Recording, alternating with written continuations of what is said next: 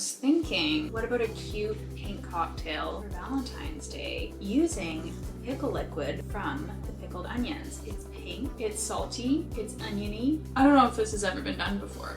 I know there's like a Gibson martini that has those British pickled pearl onions, but a pink pickled onion? I don't know. I feel like it's gonna be good. What do I need? Onions. Put an olive in it too.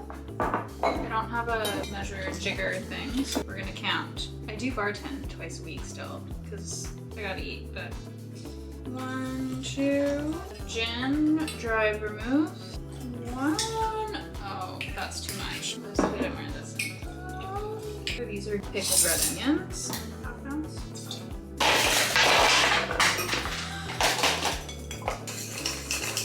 Chilled martini glass. Wow, should we garnish it? It's really good.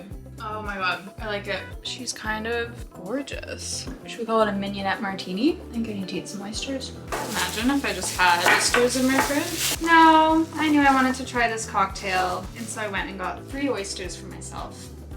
They're all from Prince Edward Island here in Canada.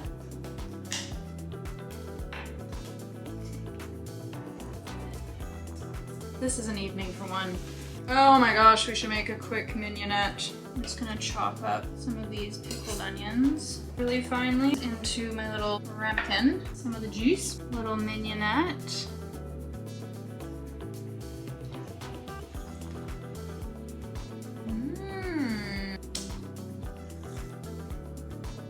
I should have gotten 6. You really have to close your eyes when you eat an oyster to feel all the nuances of the flavor and the texture on your tongue.